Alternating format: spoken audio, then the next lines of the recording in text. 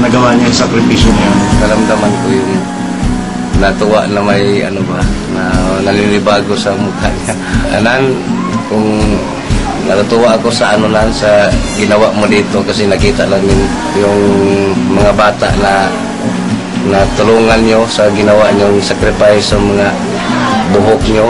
It was entertaining because nag-iba yung kanilang itsura eh. No? It was the first time that I saw Robbie with that kind of haircut. Alam ko ginagawa mo ito para sa kapakanan ng iba. Ang sabi mo nga is a man for others.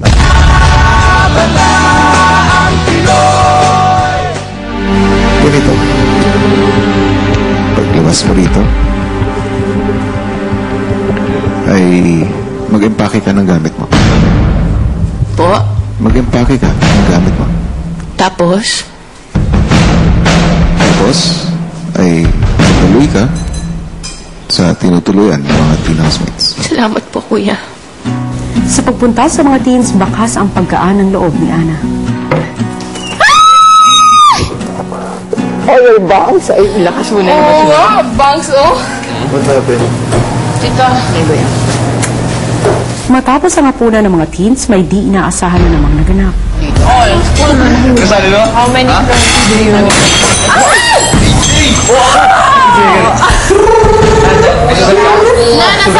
Nasama si Nana. Chin! Yes. Napasag kong baso. Ano po yung kamay ko? Konti, sukat. EJ? AJ? Po. Okay lang yun, huwag kang iyak. Late na to. Don't worry. Bakit? Parati nakabasag. Hindi ka nakabasag ako. Tapos, hindi ka nakabasag. Ito para sugatan guys. Hindi nga ako. Sinan. Joke lang yun. Hindi na masakit. Bakit ka naiyak? Yes, parang hindi, ang dami ko ng kasalanan po nung nagawa. Tapos, ito pala ang dami pasinan mo nung lahat.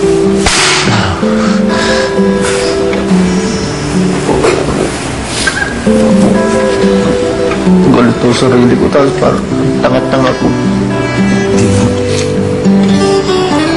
Hindi pa tapos yung punishment na meron na namang kasunod. Sorry talaga. Sorry talaga na.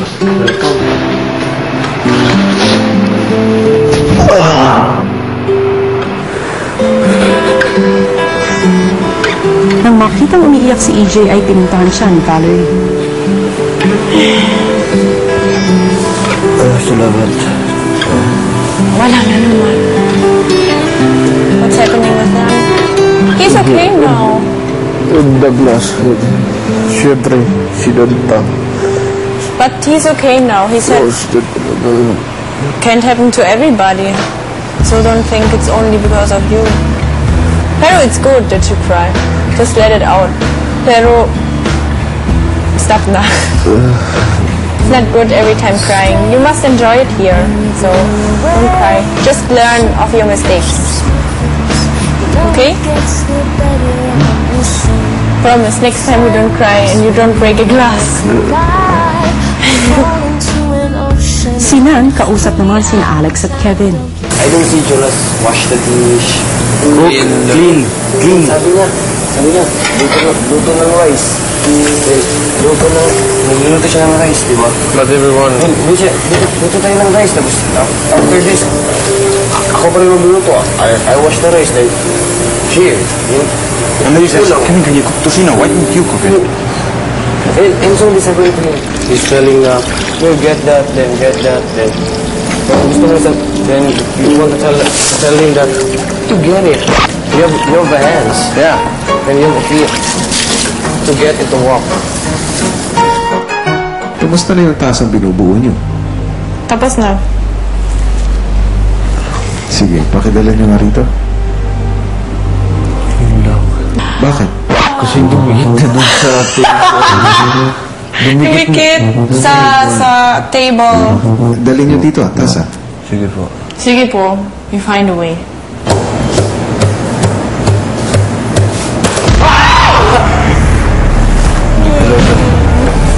Bagari? Po. EJ? Po. Ano nangyari? Nabasag na naman. Muli ninyong bubuuin ang tasa at dadalhin niyo dito ang buo sa loob ng 10 minuto. Kapag hindi niyo nagawa yan, kayong lahat ay hindi na makakabalik sa dati ninyong tinitirahan. Dahil sa malaking kaganapan na nangyari kahapon sa loob ng bahay ni Kuya, may isang housemate ang kinakailangang lumabas. Kaya naman voting has been officially stopped by Big Brother. Itinitigil na ho ang botohan. At kung sino man ang housemate na lalabas at kung ano ang kanyang dahilan, malalaman natin yan sa mga susunod na araw. Ako si Tony Gonzaga para sa nag-iisang teleserye ng totoong buhay ng kabataang Pinoy. Ang Pinoy Big Brother Team Edition Plus. Hanapin niyo ang anak ko!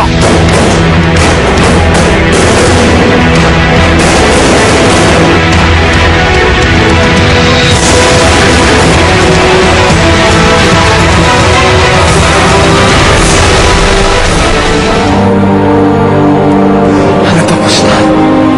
Patay na sila sa nagruan. Ito na ang huling araw. Isasara na ang ahensya nito. Ang maaksyong pagtatapos! Palos!